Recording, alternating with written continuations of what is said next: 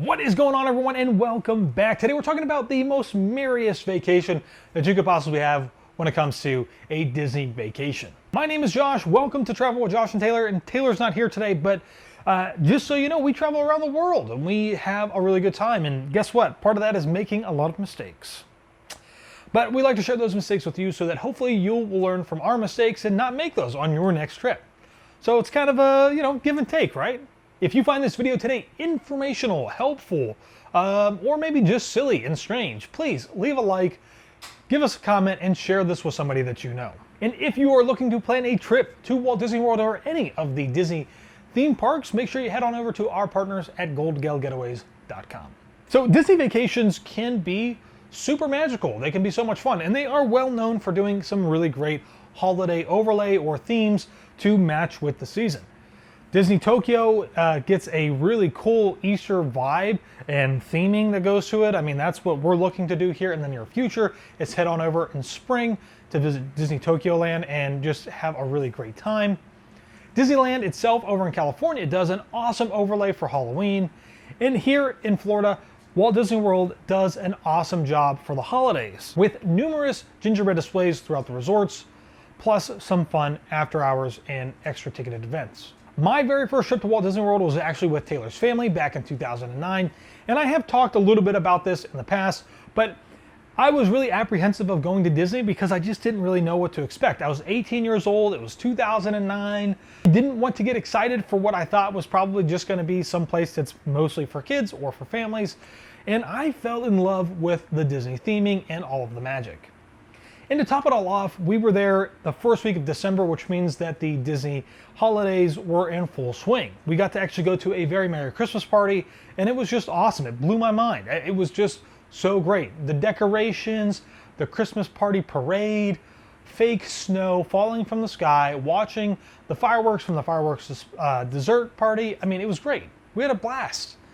And ever since then, I have been in love with the Disney theme parks, especially for the holidays. It has a sweet spot. Or, yeah, it has a place right here in my heart just for that. I mean, it's nostalgia, right? All of you out there probably know what I'm talking about. And actually, it was so long ago, that first trip, that they were still the Osborne Spectacle Family Dancing Lights. The Osborne Family Spectacle Dancing Lights. Well, if you know, you know.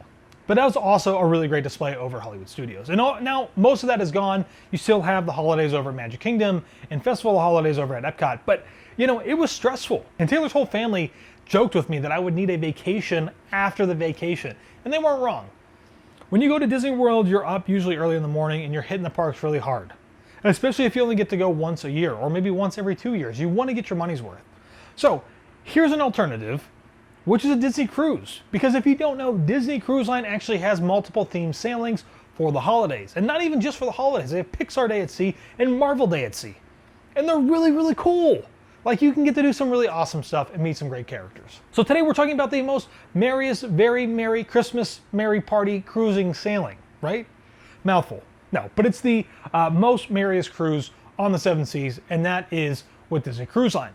So we did our first one a couple years ago, and it was actually really cool how it worked out. We were invited to come on and photograph a wedding. So in getting to do that, we also got to experience a lot of the Christmas and holiday decor and events that were going on the Disney Fantasy, and it was just really, really cool. Now, you might be saying, like, you know, Disney Cruise Line doesn't have as much to offer as it does the theme parks. And really, if you're just thinking about the rides and the attractions, sure, obviously there's not a bunch of rides and attractions on the Disney Cruise Line. They can't put those on the ship. But what makes Disney Cruise Line so unique and really great is the fact that you can meet a bunch of your favorite characters without having to wait in a long line, or stand out in the hot sun, or stand out in the rain, or both of those at the same time. If you've been to Disney World, you know what I'm talking about, especially in the summer months. And not only that, but you don't have to worry about paying $25 for a quick service meal that sometimes only feeds one person. So Disney Cruise Line offers you all of these really great options. And so if you don't know, when you pay for your Disney Cruise Line, it includes your accommodations. So that's where you're going to be sleeping at night. It includes literally all of the food, except for a few things, which is usually just 2 specialty restaurants. They're not included. You have to pay extra for it. But you don't need to go to those to have a really great cruise experience. And then your basic beverages. And on Disney, they include Coke products. So there's actually a Coke machine.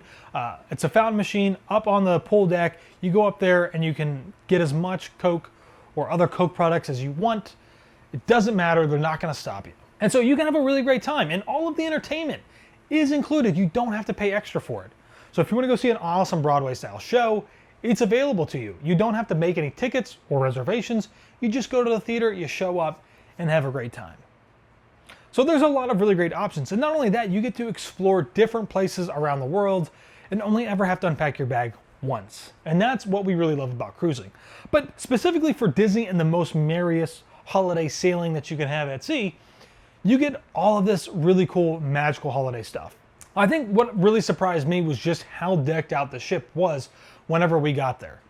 Now, we have only seen the ship slightly decked out once before, and that was years ago, and we just happened to miss the last holiday sailing. And we did like maybe the first or second week of January, years and years ago, like 2014 or 13 or 2012, I don't know, somewhere in there. But there are just decorations everywhere. And when you get to the port, especially if you're sailing out of Port Canaveral, which is one of Disney's home ports, in the cruise terminal, you're gonna have this huge giant Christmas tree.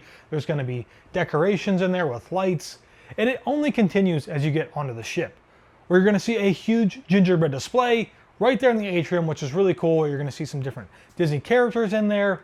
And again, it just is really kind of putting you into that feeling, into that special moment of the holidays. And I think it's really cool too, because they brought something that they do in Walt Disney World in their resorts, which is the gingerbread house displays, and they brought that onto the ship. And it's there the entire week, so you can go down and get pictures whenever you want.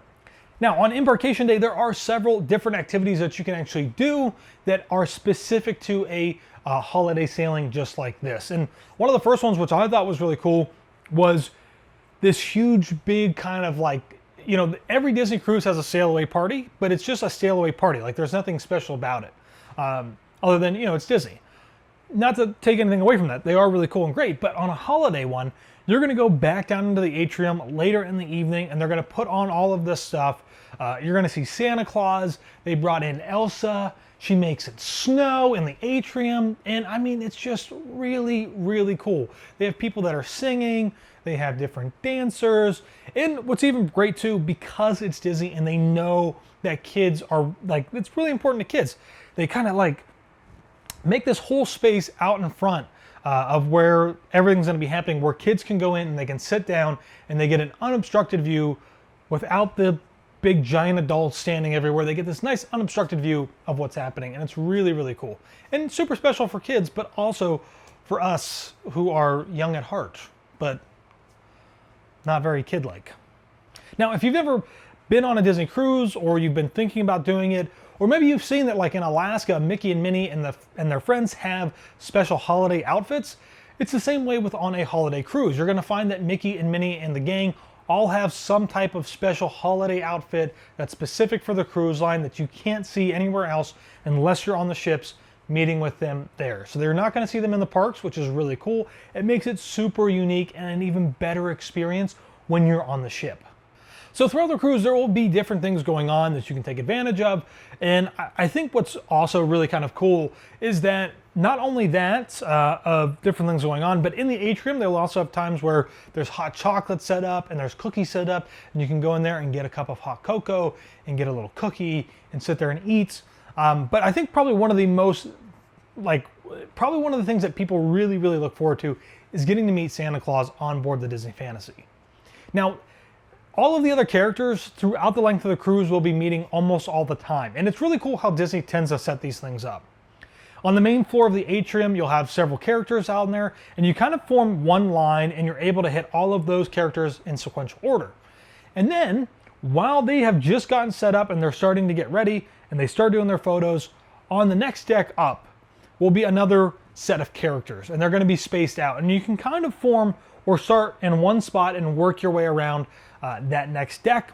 And by the time that you've gotten done with them, you can start heading back downstairs, form new characters in the main atrium, and form a new line. And so it's really cool how they make it so easy and simple to meet your favorite characters and not have to wait in a long line. But On a Disney sailing, for the most merriest time, there is going to be a little bit of a wait for the man of the hour, which is Santa Claus.